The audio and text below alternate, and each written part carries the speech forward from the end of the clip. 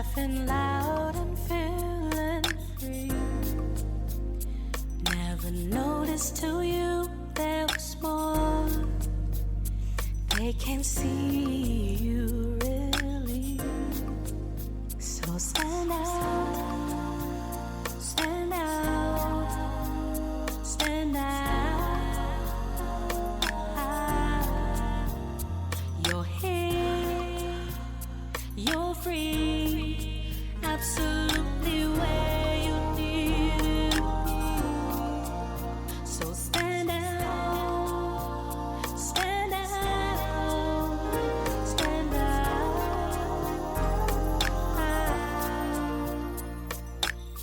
Welcome to the Sonshine State, a space for health, healing, and wellness. Hello, everybody, and welcome to the Sonshine State. I am Sunshine Wiley, your host. Today, I have some amazing, beautiful women in the studio with me. I am so excited, but I'll allow them to introduce themselves in just a brief moment. The Sonshine State is a podcast that is geared towards emotional health, healing, and wellness. And today, I wanted to have something that was a mixture of really touching on self-care, emotional wellness, and all that good stuff, but then also have some lighthearted conversation mixed into it as well. So, without further ado, I'm going to introduce the beautiful ladies that are with me today. First, we'll start over here with Miss Brandi, Bonafide Powell. That would be me. Hello, everybody. I'm just so happy to be here. I'm honored. I do a lot, from being a wife to a mother to a radio host and radio personality for He Street Radio, which is 88.9 FM in Lyle. Pretty much, we have a platform for artists. Chicago, up-and-coming artists. We pretty much have a talk radio show. We talk about everyday events, controversial things, relationship topics. That's what I do. And, of course, I have a day job working with an association of mechanical contractors throughout the day. So that's me. Again, my name is Brandy, also known as Bonafyd-B from He Street Radio. Live in effect, ready to get this day started with these beautiful ladies. Welcome, welcome. Yes. And I'm super excited to have you here. I've actually been on 88.9 twice now. Okay. I went once with you and then once with Ice Cream Media. Yeah. With the band that I'm with. So it's really good to be able to have you here. Thank you. I appreciate it. Next we have coming up Miss Misha. Hi, everybody. I am Miss Misha, Miss Misha on Instagram. I am excited for this. It's funny, when I introduced myself, I said to the group, that I am a stagnant, nomadic creative. I am right now at a point in my life where I'm just doing all things creative. Anything that I feel like I'd like to do, I'm doing it. I'm going for it. I'm being impulsive this year. I am really into the arts, writing poetry, writing songs, blogging, from wedding planning to choreograph. I am excited for this. Need some girl time. We've got all these beautiful treats and beautiful women, beautiful vibes, and just ready to get the talk going. Hey, so am I. And finally, we have one of my dearest friends, Miss Goza Parks, in the building. All right, I'm Goza, the musical mixologist, GOZANESS on Instagram. And like these ladies, I'm also a creative spirit, and this has been my year to focus. And I'm focusing on two things out of all the things that I do, because I actually want to make progress. And in the past, I've found that trying to do too many things and have my hands in too many pots doesn't often get me where I want to go. So this has been my year of focusing on the music aspect. I'm a singer, I'm a songwriter, I play flute. And the mixology aspect, I'm a bartender by trade. That's what pays the bills, and I love it. And so I'm all about music and mixology this year, and developing and going after making this my thing. I'm excited to be here with these ladies. Hey. Excited to be here with you too. Well, thank you guys so much for coming out. Well, we're going to jump right into these questions because we only got a little bit of time, but I want to hear everything that y'all got to say. Well, to add to all of the things that you guys have actually said, I'll do me and introduce myself and say a little more about what I do. I am Sonshine Wiley. I am not yet a wife. One day soon. Hey, I don't know about the soon part. We can talk We about gonna that, but I'm claim kind of that. We scared a claiming it. little bit about this overcommitment situation. I don't know. But anyway, I am a mother of a beautiful 6-year-old child who is extremely talented, extremely smart, extremely sweet, but she still rubs my nerves. So, I'm learning the patient part because I can be a little on edge about everything all the time. So, so that's me on that part. But I also sing. I'm also a songwriter. I do voiceovers. I do commercial work, jingles, and things like that. I also do stand-in work, which is where we met. Yes. And I also do, what else do I do? Oh, I sing for an orchestra. Come on, booked. By trade, exactly. By trade, I actually I have a degree in biological sciences with a minor in chemistry, so I'm still a bit of a nerd, and I'm going back to school in a couple weeks for some other additional certifications, so I also have like the 9-to-5 side to me as well. So yeah, that's me. And what else do I like? I like reading, I like swimming, whatever. Long walks on the beach. Long walks on the Hold beach. hands. Yes. All of that. I want to talk about the Black woman, and do you guys feel that Black women are protected, are revered? You know what? It seems like that's a 50-50. Okay. And the reason I say that is because you have people that do cherish, uplift, empower, Right. motivate us as women of color. Right. And then you have even our people and our brothers that tear us down. You have people that really understand how to honor, respect, and love. And you have people that really don't know how. Right. So it's a 50-50. To me, like from a family standpoint, I've always felt protected. Actually going out into the world, there are some day-to-day happenstances that kind of leaves you to feel that Right. everybody doesn't understand personal space, so you feel like physically unprotected. But, Right. like Brandy said, there are, like, social media at this age, you see people making a stance for, just like, what's his name, Kofi Sennett. Oh, the beautiful chocolate guy from Queen Sugar. Oh, When yeah. And he's so young. Said, no, too. I said what I said. He's beautiful. When he made his statement about beautiful Black women, and someone was like, well, all women. No. I mean beautiful Black women. So we do Right. have those people who make it clear Right. that they mean what they say when they say that, Right. Black women are to be protected and are to be put on a pedestal. Right. We sometimes shoulder a lot of things and don't let ourselves be vulnerable. Yeah. And so we sometimes put off the image that we don't need protection. But there are people out there. Let me ask, or with the post, because I actually saw the post that he put up. So with that post, there was a lot of opposition to, like, why does it have to be just Black women? Why do you have to see? Because what he said was, we need to see Black men loving Black women, and it was a lot of lashback, like, why can't they just see them loving people, period? Why can't they see them loving everybody? And it's like, why is it a problem? Why is there a problem when you feel like a group that has been so undervalued? Why do you feel like there is a problem when lifting up that group? Like, we know people are going to love who they love. We know that. And it's a given. But why is it a problem when specifically you know that there is a group of women that have not been idealized, so to speak, or they haven't really been lifted up in the same way? Why is it a problem for us to be lifted up? Racism and misogyny. Yeah. To me, that's half the stuff that I feel like we have to deal with every day. Yeah. We get it on both ends. I We get the agree. racism because we're coated in the melanin, and we get the misogyny because we have vaginas. Yeah, Yeah. pretty much. Wow. Perfectly stated. Exactly. I mean, and that's kind of leading to the protection part for me, because for me, I don't always feel protected. Like a lot of times, I don't feel safe around men. Like it's late at night, I'm walking to my car by myself. I got my keys out, and I'm ready to stab somebody, whoever approaches me, because I got the key fob thing with the little. Yes. I got the death key, Oh. and so I mean, it's like. I don't want to have to feel that way, but I do. I don't always feel like if I'm around a group of black men that everybody's going to protect me. Now, I definitely have some that are in my corner who got my back and who will probably snatch some wigs. But, I mean, I don't feel that way about, like, all men. Like, in general, like, if it was a stranger, Yeah. I'd be like, I don't know how he is about women.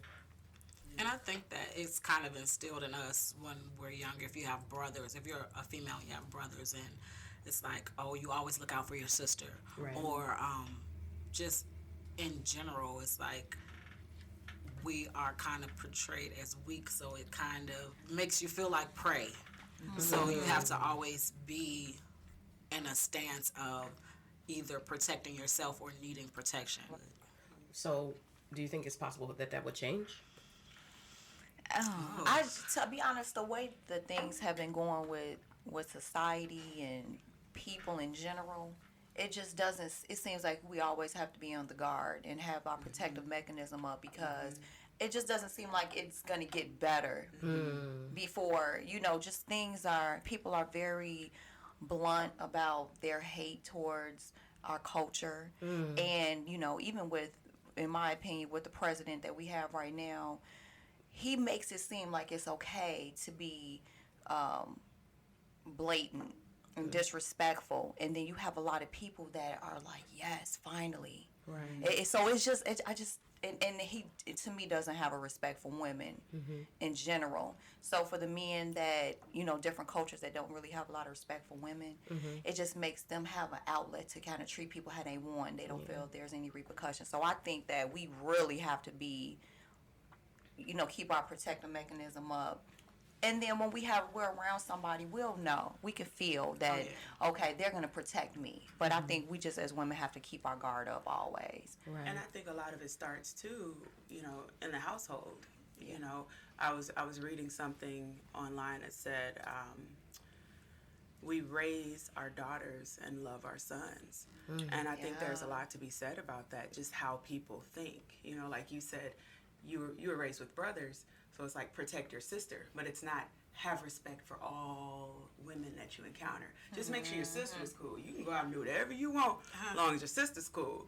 That's and I true. think oftentimes, we're experiencing people who really don't have value for women. Yes. They don't have, and if we're talking about in the black community, they don't have value for themselves. Right. And so they don't value you, they don't value themselves. So why would they protect you? Like when we were talking about protection this morning, I'm thinking, what is that even? I mean, I have a boyfriend who, when I'm around him, I feel protected. I have a play nephew. My uncle looks out for me sometimes. But in the real world, what? Right. I'm just out trying to make it. This morning, I was angry because I was trying to meet my ride. Misha gave me a ride here. And on the way, I saw a guy driving his car past, almost broke his neck, trying to look. And I was thinking, please just keep going, keep going. Of course, he busted a Yui, came back over there, trying to shoot his shot. And I'm like, dude. Well, what you expect now? You beautiful. He woke up this morning like, wow, what's she I'm going? not a fan, and I'm going to tell you why. Because I told him I'm in a rush. I was pissed because he came over, and I felt threatened because I don't know you. Right. And you're pulling your car up to me, person who does not know me. And I said I'm in a rush. He said, I was just trying to give you a ride to the bus stop. So pause. Stop trying to act innocent. Because if this were your little sister, right, because we do raise people to protect their little sisters, and some stranger is trying to get her in the car, would you be thinking, oh, he's just trying to look out for you, don't have your guard up, don't be so mean? No. we You'd be wouldn't. telling her to watch out for a predator.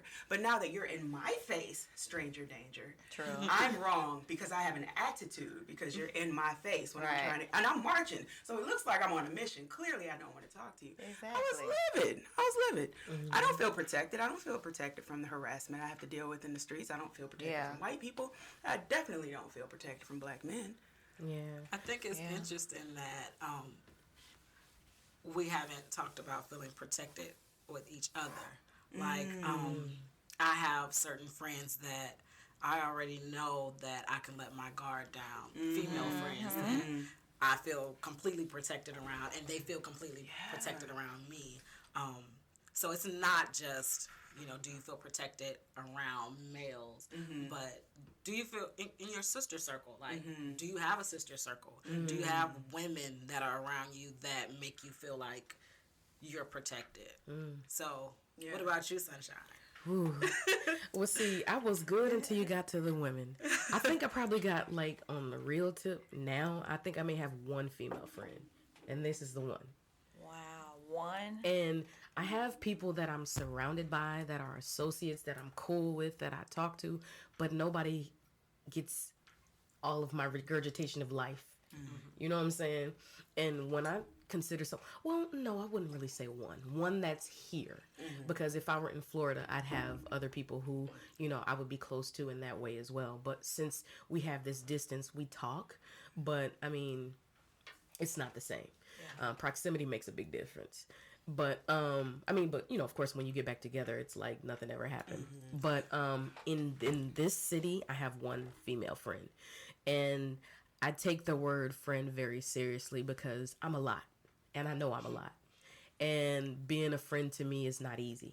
So, and I'm on a journey, and I actually put a post up about it on Facebook, where it's like I'm learning how to be a friend. I'm learning how to really listen, stop being the victim, stop trying to put yourself into every conversation, and actually hear and understand and reciprocate the friendship that you're receiving to another person. And it hasn't been an easy thing, because I come from a very hurtful background. I got a lot of stuff that happened to me in my past, and it's like being able to feel protected by another woman is probably primary to me, because I feel like a lot of times with other women, it's like, oh, she's prettier than me, or she's this or than me, or she does that more than me, or whatever, And I feel like with women, there's always this cattiness. There's always this competition, And it's like, I don't want to compete. Like, I don't want to compete anymore. Exactly. Like, I just want to be cool with y'all. Right. Like, I just want us to vibe. Like, I don't want to feel like if I don't look pristine, we can't go out because you don't want to be seen with me. Have this conversation.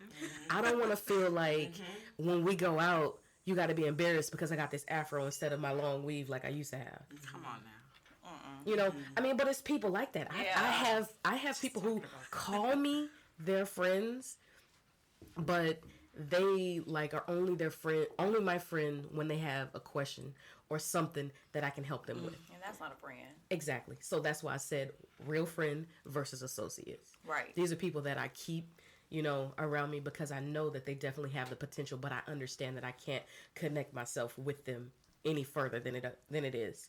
And it is sad, but I understand it about certain people. But so for me, feeling protected as far as with women is hard to feel protected with women, because I feel like the women in my life have been the most divisive people. The women in my life have been the people who have pushed me the furthest away from relationships and people. Like I like people. I love being around people. I'm also a touchy-feely person, lovey-dovey person, all that kind of stuff. It doesn't matter who you are. My female friend or my male friend, I'm going to hug you. Right. I'm going to, I'm saying? I'm going to lean on you and be, how you doing? Yada this. But I don't have that comfort level with everybody. It's just people who I understand really get the genuine aspect of me. That's right. Yeah, so feeling, so that's a whole rabbit hole for me. it is. That's a good question. You know what? I would have to say, when you're a good judge of character, you will know when somebody has your best interest at heart. So it's easy for me to weed out the people that's really for me, or the people that's just on to me, that to be in my personal business, Right. or that really care about me. I would say I have one best friend from 1989. Okay. And we're blood sisters, even though we never Right. cut our fingers and made ourselves blood sisters. But, it's just a mutual respect and honor for each other. And I definitely feel protected by her. I do have a few other friends that I'm close to. And I just think that's what's really important to tell if your friends are really your real friends is their loyalty to you. There should be certain things that just never happen. The level of respect needs to always be there. Right. If you see me, I'm coming outside and I'm looking bogus or something's not right, tell me. Yeah. Because you're not my friend if you're just gonna let me walk outside looking crazy. Okay, and I just feel like if a person gets offended, if you say, hey, sweetie, hey, girl, wait, hold on, let me get you together.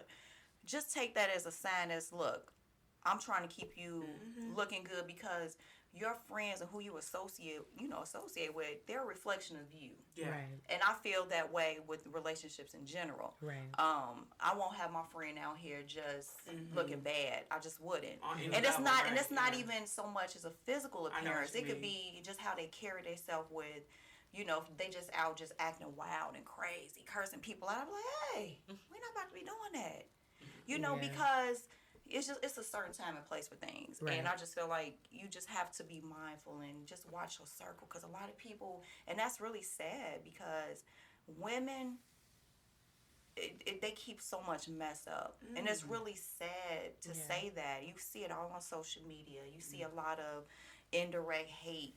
I'm more of the type of person, if I see a beautiful woman, hey, beautiful, I love your outfit, girl, your hair banging, that's just me. Because I just feel like sometimes you just need that uplift. Yeah. And I've never been the type of person. I see women that, I think I'm a beautiful woman, but. And you are. Thank you, baby, thank you. But I also see women, and I just think women are beautiful. So I've never been the type of person to be like, she cute. I ain't finna say nothing to her. I'm not like that. I'm just not. It's no hate in my body. Right. And the only way that I dislike somebody is they have to have a dislike for me, and I still pray for them and say, I feel bad that they don't like me because I know I'm a good person. Yeah. So women, you gotta watch them. There's a few good ones out here. You can tell. I don't really feel that way about women, personally. But I think in my 20s, I was figuring a lot of stuff out. And by figuring a lot of stuff out, I was screwing a lot of stuff up. And, I always had a passion I was an only child, mostly growing up. And so, I had to make friends. And we moved a lot because my parents were in the military. So we always moved. I was never in the same place. So I had to learn how to make friends and make them quick. It was like, you better put your best foot forward. Whatever it is about your personality, whatever talent you got, you better shine quick. Because you don't have a lot of time. And by the time you get close to them, you move it again.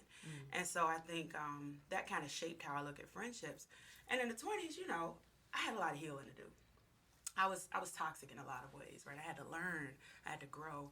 And so my friendships reflected that. Yes, there was a lot of love, but there was also a lot of codependency and a lot of stuff that we needed to work on in ourselves. And so I don't personally think of women as negative people that are hard to be around. I just think a lot of times women have not been given the freedom and the permission and the tools to heal. And so when you're dealing with a lot of people walking around with these open wounds, you see it in how they behave with one another, right? And so now here I am, I'm in my 30s, I'm loving my life. I love women. I especially love black women. I'm so passionate about black women. And I don't think friends are hard to make. I personally feel like, friends are easy to make. Women are, I just met Misha this morning. She just picked me up. Never saw her a day in my life. We were talking the whole way here. As far as I'm concerned, we could easily be friends. You know what I mean? I don't know you, but we could easily be friends. And so that's kind of my heart toward women, especially a black woman. Even if you got issues, I'm looking past your issues because I'm going, if you haven't done anything that's endangering me, how can I be a friend to you so I can set the example so that you could either potentially be my friend later or potentially be somebody else's friend later, and most of all, be a friend to yourself. I don't feel like women are bad at all. No. I love them. Yeah. I know too many good women. And when I run into women that don't like women, I'm like, ooh, you don't like yourself, honey. Exactly. Because that's a reflection. Women are too dope. So, and even that, I'm looking at that like that's a challenge. We got to get your mind open. We got to. Oh, you a good one. Knock some of that see, stuff if you out like the way, that, I'll you be like, But you know what? It took me getting, I believe that the Creator put me on earth to be a healer. And I believe that the Creator also made me a seer. So that being said, I'm always looking past the behavior. Now, I'm going to be honest, I'm not using my powers for white people because that's not my priority. But when I see black women, I'm more willing to be patient with a black woman than I probably would be with a white woman. Or, I'm going to be even more honest, when I feel like a man is terrorizing me. So I think that's part of it. I see past what's going on. I That's think what dope. was important about I what like you that. said is that you said now you're in your 30s that you're loving yourself, and it does take for you to get to a point where you've been through all of the hustle and bustle of either trying to please everybody or trying to figure other people out, and you're like, wait a minute, I don't know who I am. And then when you start like, oh, wait a minute, I'm dope. Like, I'm saying dope. And then when you feel like you're dope, you're like, you have more room and more space. Yeah, that's true. To have other people be around you. Yeah. And it's funny when you start figuring it out, you realize how much you absolutely don't know. Like, I didn't know that. Like, now it's so much lighter. Like, you feel like lighter. you were just, I'm not afraid. Yeah. And it's funny, to go back to the friendship thing, like you said, you had a friend since 1998. 89. 89. Oh, okay. See, Should I get it right? Yeah. Second grade. So, and to that point, like, I have people that are still in my life since second grade. And I have people that I met in high school, and I have people that I met in my 20s. Those relationships are different, but they're all still valuable. And getting to a point to understand that and not have to think, oh, I have to choose, this relationship over that relationship, or I have to put more importance or more emphasis on this relationship, or I have to put more time into this relationship. It's a process.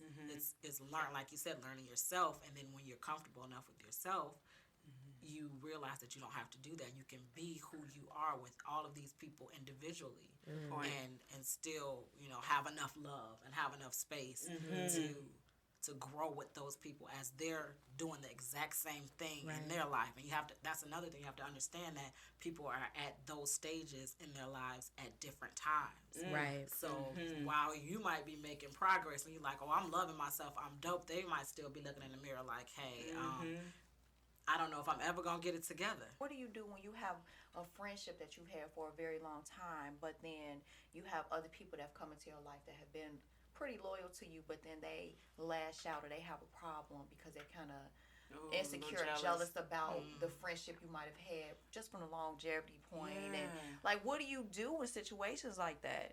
Because it's real. That is very real. Yeah. It's very real. Right?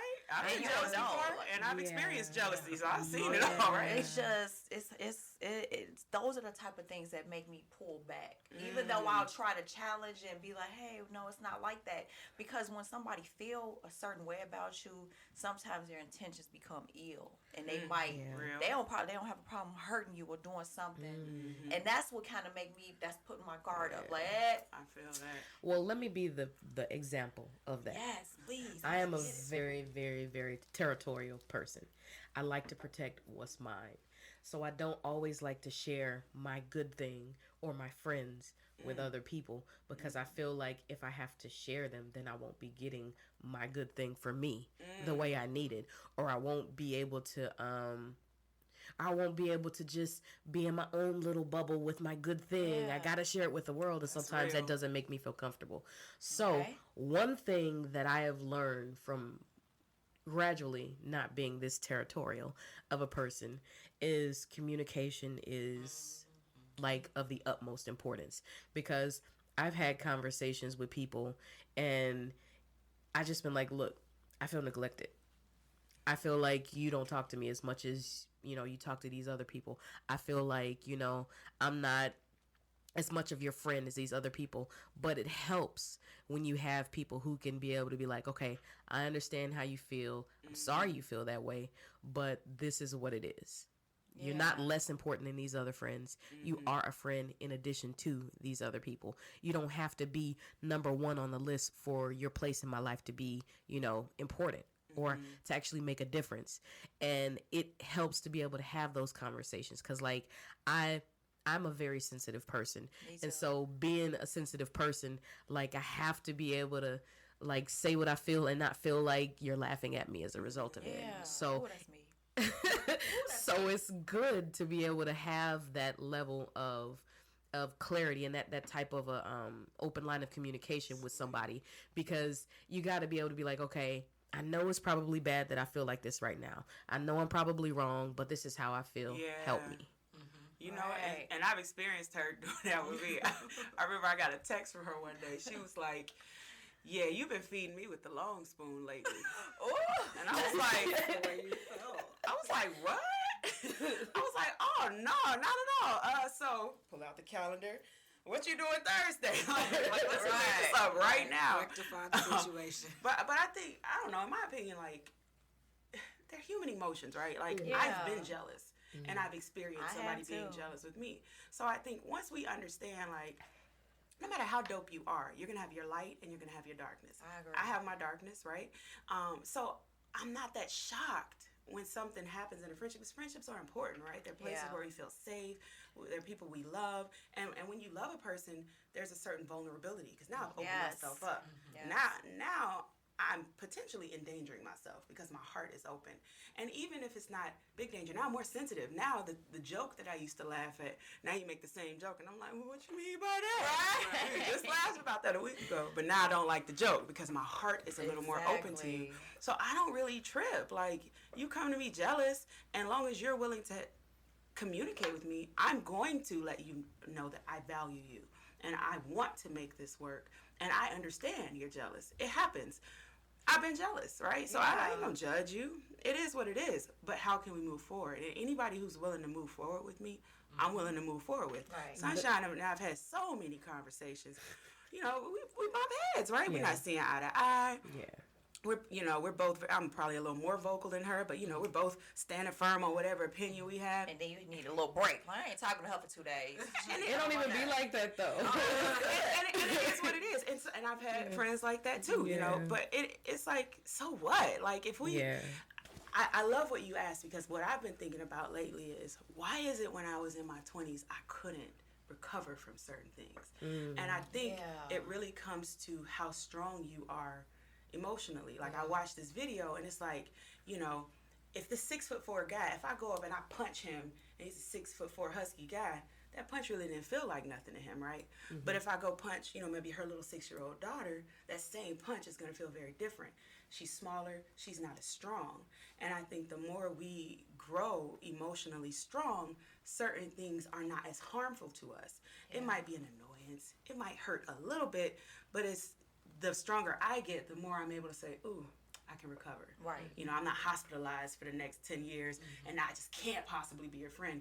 I can forgive a little more because it didn't harm me as much. Yeah. And that's kind of how I look at it. That's really deep. I'm not as hurt by the things that used to hurt me. So Sunshine and I aren't seeing eye to eye. You know what I mean? One of us got our feelings hurt by something the other one did. I can bounce back from it, because like, we can talk, we can move forward, and I believe that your intentions are good. Right. I know that my intentions are good. So if we can at least start there, then it's like, at least we have somewhere to go. Yeah. I feel like a good thing also is that within that type of communication, you also have somebody who's not belittling or lessening your feelings about a situation. To where if I were to say to you, oh, I'm feeling threatened or jealous or whatever today because XYZ, you'd be like, girl, that's stupid. Let's move on. Why would you feel that way? That's dumb. That's not the way I need it to happen for me. Right. That's gonna set me off. Tripping. You always, girl, what's wrong with you? What you mean? That right there would make me feel.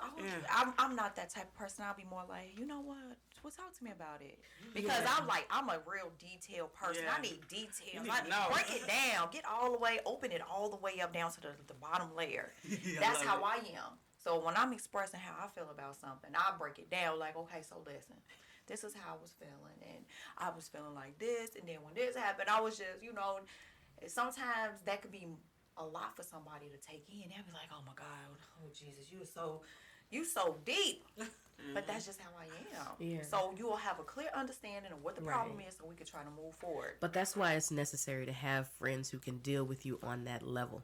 Everybody is not meant to be on your inner circle. And I say this all the time. Some people need that long spoon. Like, some people need to go ahead and be in your bench section. Not saying don't talk to them ever again. Not saying don't do that. But just understand you need to be seated. Because the people who are in this inner circle, they're going to be able to handle every last piece of all of this. Because I always say this. Everybody has their own little brand of crazy.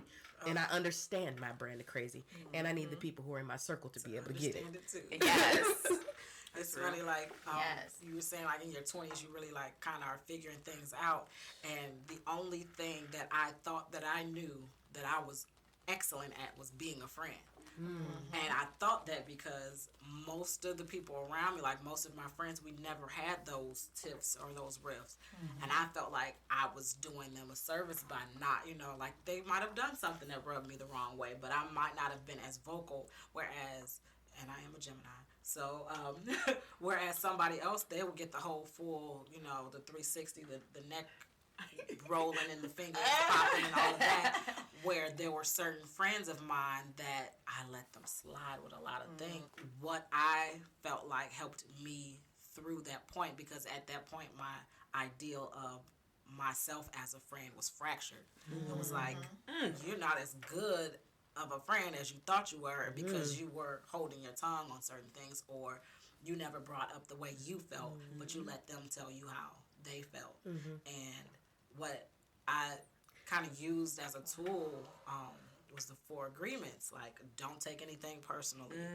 Always be impeccable with your word. If the only thing I can control is what I say to you. So if I know that I have good intentions in what I'm saying, then I can't really control how you digest what I'm saying. I can only control what I'm telling you. And if you misunderstand that and you communicate that, then that's the open dialogue. Right. Don't make assumptions. I shouldn't assume that what I said to you was interpreted the way that I meant for you to say it. And just always do your best. So if I think I'm being the best friend and I'm always doing that, and you come and tell me that, hey, this didn't feel well, and I continue to do that, that's not being my best. I agree. If I'm not willing to make the adjustment to correct that, See, I haven't really applied that book to friendships, but that's good though. It's just a life in general. But when you think, I use it for a lot of stuff. Because if you're doing it all the time, and it's not easy. No. It's not easy, because sometimes you just want to fly off the handle and say what, even though you don't mean it at that point, but it's going to hit somebody where they hurt you, you might want to say some things. I'm one of those kind of people that I don't want to have to apologize unless I'm really wrong. So I'm not, I might be thinking it in my head, but I'm not going to say it to make you feel bad. Right. I just kind of be like, you know what? Okay. All right. If that's how you feel. All right. That's how you feel. And then, because when that moment when you have to say, I'm sorry, I didn't really mean that. Yeah. That's something that I hate when people do that to me, because no matter if you say I didn't really mean that, the only thing that keep replaying in my head is what you said, and you said it because you meant it. On the flip side, though, a lot of us haven't been trained to communicate. I have a mother who consistently says things she doesn't mean, because she's struggling to find her words, and she has a hard time speaking up when she's upset. So she says a lot of stuff, and I'm like, I'm about to kick this old woman down like stairs, right? And she's like, I didn't mean it. I'm like, why did you say things you don't mean? But I'm learning to be even more patient with that, because I'm like, I get it. I've been gifted to use my words, and I have there's a certain emotional strength that I have where I don't say things I don't mean. Everybody doesn't even have that. So it's like, for me, I'm learning a whole new language. Like, okay. That's true.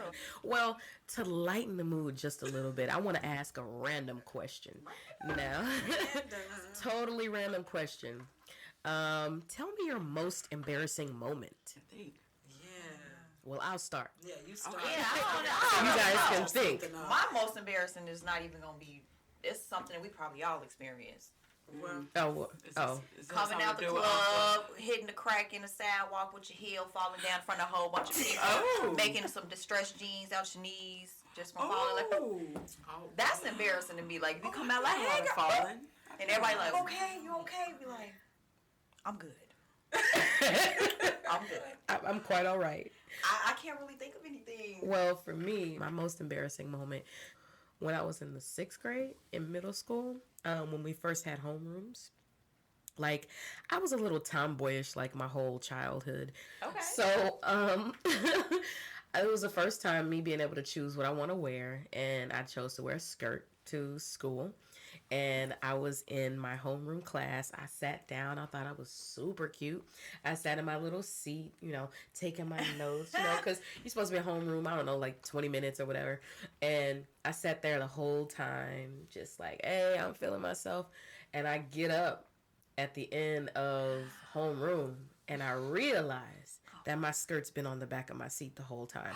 So the person who's behind me and everybody else that they told about it could see my behind, as well as the wedgie that my behind was consuming my underwear. Oh my God. You be kidding me. So when you sat down, the skirt was up. The skirt was on top of the seat. Oh, The little, how the little desk are made, right? Yes, it's So, like, hungry. Oh my God. and my behind was real hungry. Okay. Because it munched up all them little underwear. So it looked like I had half in my behind, half hanging out. my I was like, goodness. no, God, why, Lord? Oh my goodness. I would have just, I don't know what I would have did. I was mortified. I wanted to go home. That's that drop out of school type. Mama, can we transfer? My mother is mean to me though. She would not let me come home from school. It was like, girl, go into class. She was like, girl, bye. Go to school. You want to be on, like, you call me with this mess again, you're going to be on punishment. You like, Exactly. oh, just forget it then. Exactly. That's funny. I guess mine would be, we have a area in high school called the Commons area, and for some reason at lunchtime we had a DJ. I don't know if it was like Spirit Week or something, and so we had two lunchrooms, and the Commons area was in between the lunchrooms. So if you didn't go in the lunchroom to eat, all the cool people hung out like on the steps in the common area.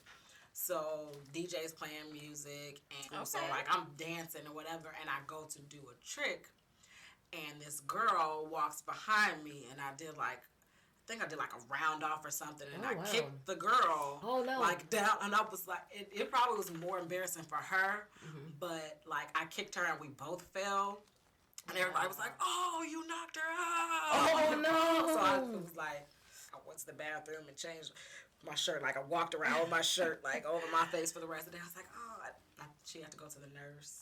Oh. Like I kicked her in the face. Poor little Keisha. Yeah. Right. Poor little Maria. Poor little Maria. Yeah, they be like, oh, you old girl right there. Yeah, that was her. Yeah. And I wasn't and then like, Maria I was walking like around with us. So there were like seniors who didn't like know who I was, but like, my class, they knew I was. That's all I can think of. That's hard. We waiting on you. Because I'm clumsy, I'm always falling. There's always an ugly fall happening.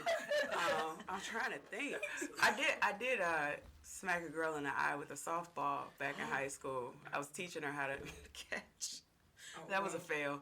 We were doing good. I was like, I'm gonna throw it because I think I was the captain of the softball team in high school.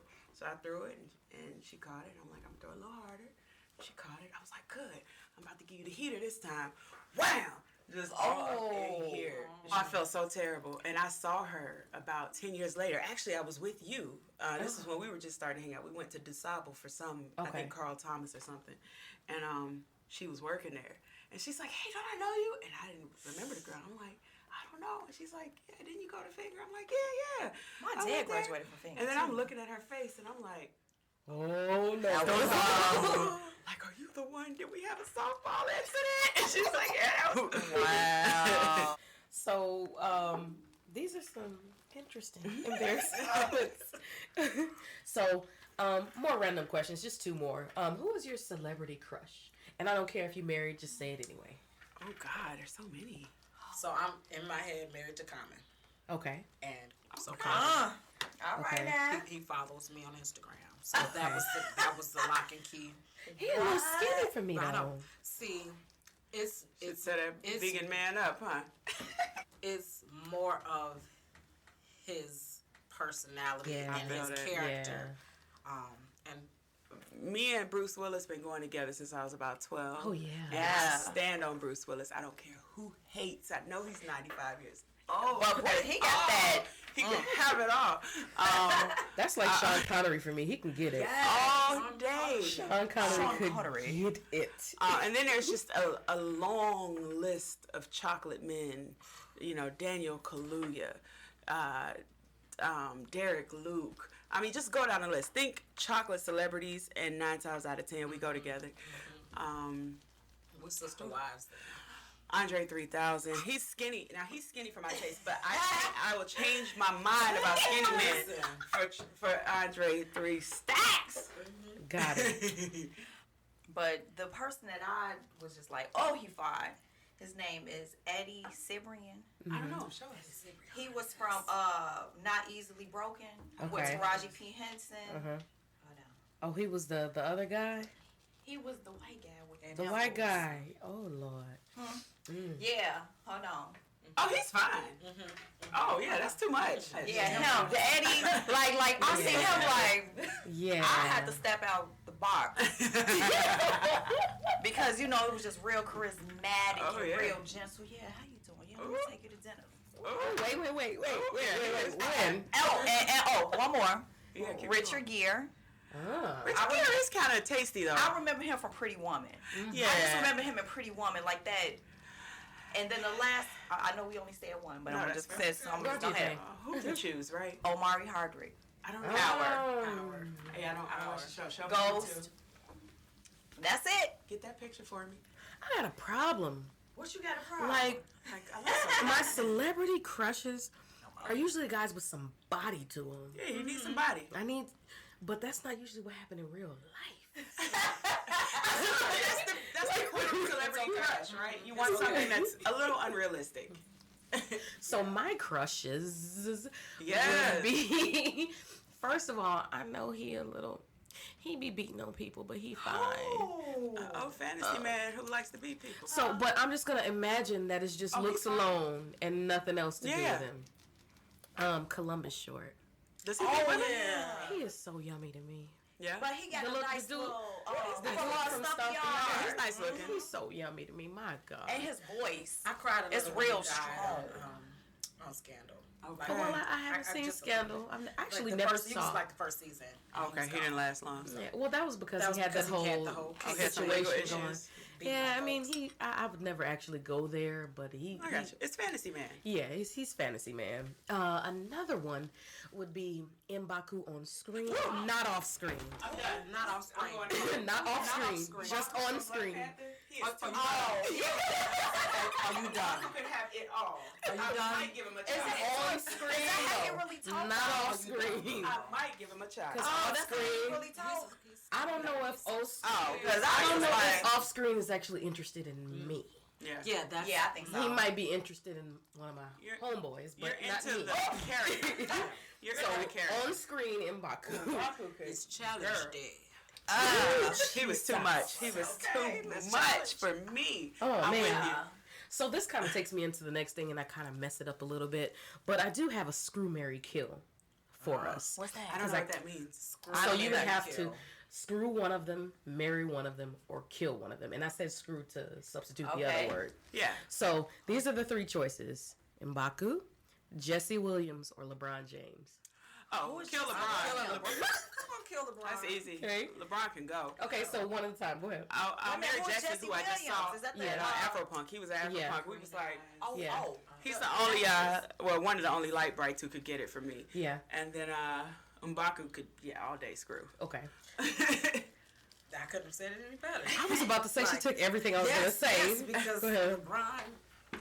Okay, now you're showing us you're humanitarian or whatever, yeah, but you cry too much. I don't like Okay. grown adult babies, so yeah, he can Yeah. die. And Bye.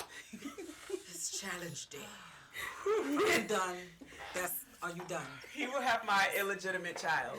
He would, yes. He would definitely have it. Okay. And you would marry I'd have to marry Jesse. Jesse. Okay. What about you? We're sister wives. I would have to marry Jesse Williams for sure. Yeah. He more my speed. Yeah. Even though Mr. Powell is the only speed for me. But We got it. anywho, so I'm gonna marry Jesse. Screw. Yeah, I'm gonna have to be the what's his name? M'Baku. Have Yeah. Did you see Black Panther? Yeah. Why was he so fun? And then I'm gonna just have to kill LeBron. We're gonna all kill Yeah. LeBron. LeBron, you know what? He seemed like he throw temper tantrums. lived I a could good be at life. home. We'll be at home, and he like, you ain't make my scrambled eggs. You know what? This is it. I'm like, He lived a good He life. don't go He somewhere played a else. lot of basketball. He opened up a school. This is I'll sing in his eulogy, funeral. LeBron. I will sing in his funeral. do the eulogy. Precious Lord, what you need? We got the praise dance, so we gotta sing it. You'll do the eulogy. We set.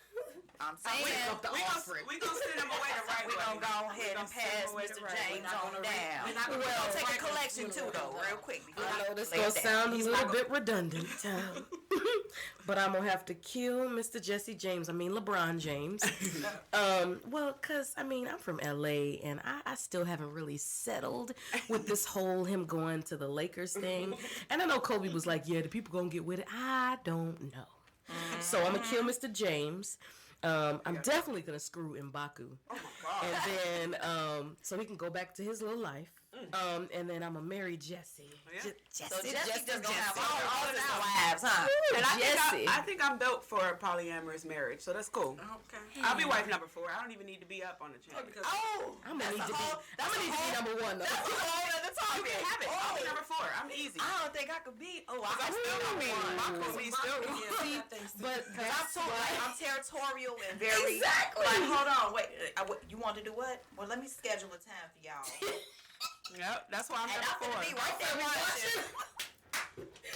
Y'all done? He done. No, he ain't doing nothing extra. Come on, baby, let's go. you better not come. Dirty dishwater. Dirty dishwater. I love That's it. my sister right there. I promise you, you better not get no satisfaction. We'll hold down 3 or 4. Y'all You figure better out look one. now. You better look at that at work. You better.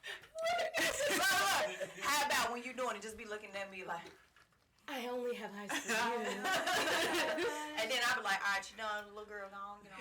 Hell. Come on now, little musty tail girl. Get on that. There it is.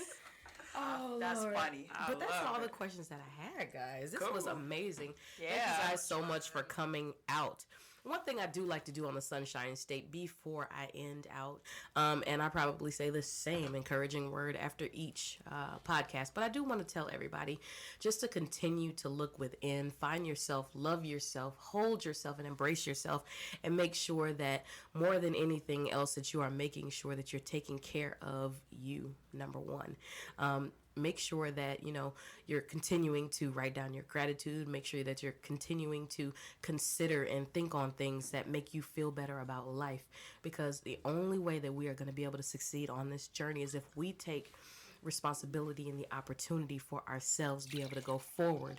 And as they're pouring up their last glasses of wine, I just want to say, everybody, please take an opportunity to do some self-care. Thank you guys so much for listening. I am Sonshine Wiley. This has been the Sonshine State.